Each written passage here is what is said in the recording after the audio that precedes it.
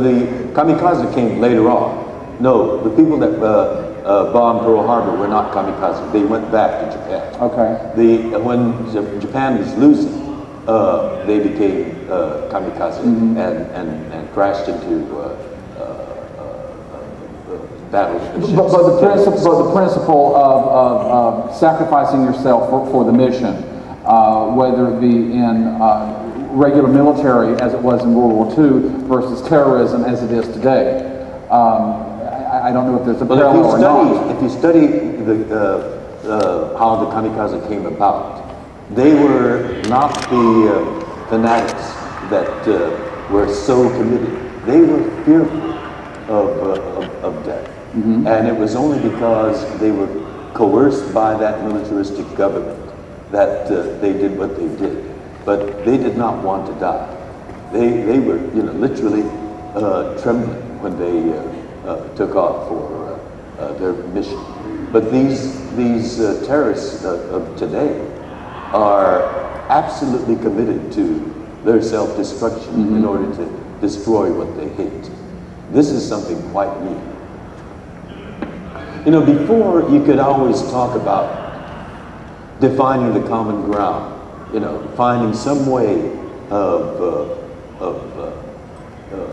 bringing the opposites together. And that's why, I truly believe in diplomacy, where you can find the common ground to solve problems. There are people today who do not want to find that common ground. Okay. They just want to destroy what they hate. So there's no possibility. And you cannot reason with those people. Absolutely. There is no room for diplomacy in a situation like that. Which is, I think, one of the things that Star Trek taught us growing up is that there's almost always a diplomatic solution. With the terrorists that are attacking this country today, there is no room for diplomacy. Well, the opponent has to absolutely committed to the annihilation of this country and everything it represents. Well, the opponent has to also want to survive. If they don't want to survive, how do you carry on diplomacy? We want to survive. If they don't want to survive, there's no grounds for discussion. I don't know how much time we have left. Let's lighten it up. Let's lighten it up a little bit. George, last month... you're so sober and serious. I have to remind you. I know. What's got into me? It's like last month, or I'm not sure how long ago it was, about a month ago, I'm thinking, you appeared at a roast for William Shatner. Talk about privilege. Now, George. Yes. I've seen raunchy. But my goodness. Well, did your mother let you stay up that late to watch that?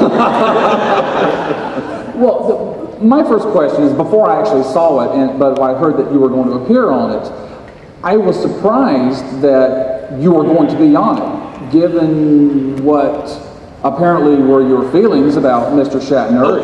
Don't you think I would have leaped at that opportunity? Given what you know. I mean, this was roasting somebody. You think I would shy away from that? Whatever, I mean, what were you thinking? Well, what I'm thinking is that... Okay, couple of things. Well, you thought I would shy away from it. Why? Because I thought that you had a genuine dislike and resentment for the man. And roasts of that nature, it's good-natured ribbing. And I wasn't sure there was going to be a lot of good-naturedness from you towards him. The character of James Kirk was an absolutely riveting character. Charismatic, compelling, decisive, creative leadership, Heroic icon, absolutely. That's right. And I do think Bill Shatner has unique talent. Whoops, am I off? Yeah. Check. Sound? Hello. Well, I'm losing my voice too, so I need your help, but I'll try to project. Bill is a very interesting actor, and beyond, he has his own personality. Can you all hear me? Oh, I've got water here. Oh, okay. Oh, well, certainly, I can do that.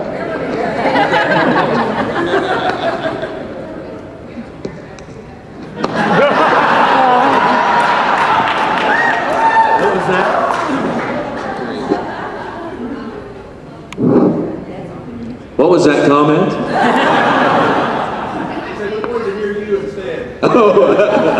Oh, I like hearing him too, particularly this afternoon when he's so sober and issues-oriented. I didn't know it was going to be that kind of discussion. What was I saying? Oh yes,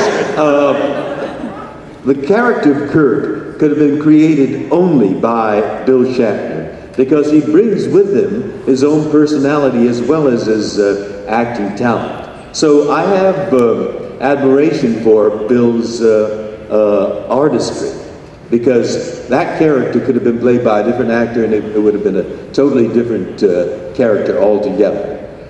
However, working with Bill is another story, because you know, most actors know that to make a scene work, you know, it's a scene. You have to, you know, bounce off of other actors, and you know, there's the tension or the repartee or whatever, you know, working with the other actors. But Bill seems to think that everything has to revolve around the core, and that even when the other actors are talking, what's more interesting is his reaction to the talking than the shots of the close-ups of the actors who are talking, you know. And it makes for, you know, a little, I mean, we all have egos. You have to have an ego to be an actor. And so, you know, it made it very difficult for all of us to be working with someone who is, well, let's say it, a prima donna. She is a prima donna.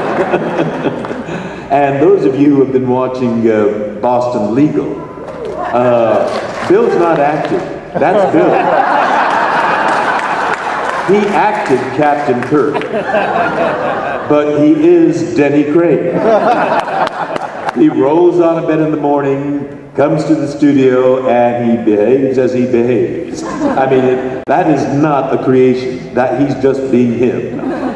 And can you imagine working with Denny Crane? Well, that's what we did for 3 seasons of television, and for me, 6 movies and countless Star Trek conventions.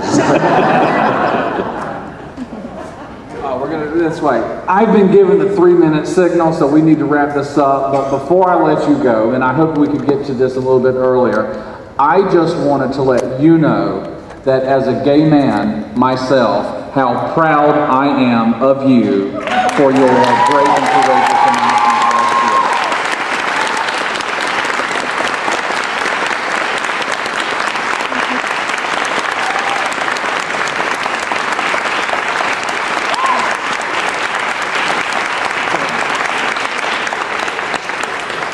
Thank you for that expression of support. It's very gratifying.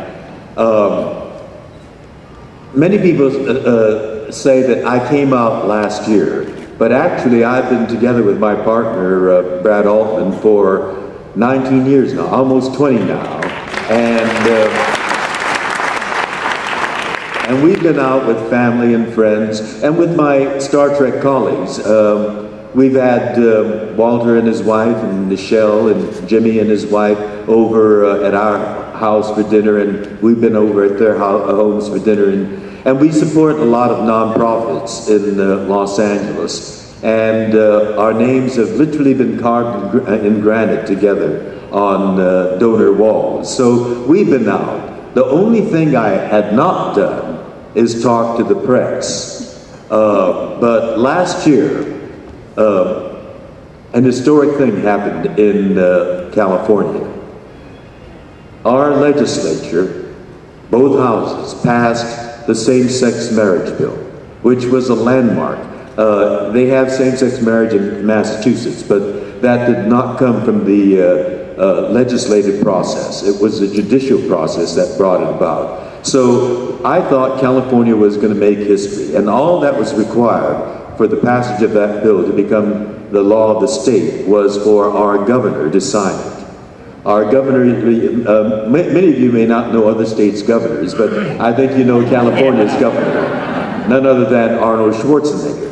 And when he campaigned for office, He said he's from Hollywood, he's worked with gays and lesbians, he's comfortable with gays and lesbians, and when he did the Tonight Show with Jay Leno, in this kind of setting, as a matter of fact, Jay Leno asked him straight on, you know, if the California legislature passes a same-sex marriage bill, would you sign it? And he said yes. So I was sure that we were going to have California and Massachusetts as the bookends for America.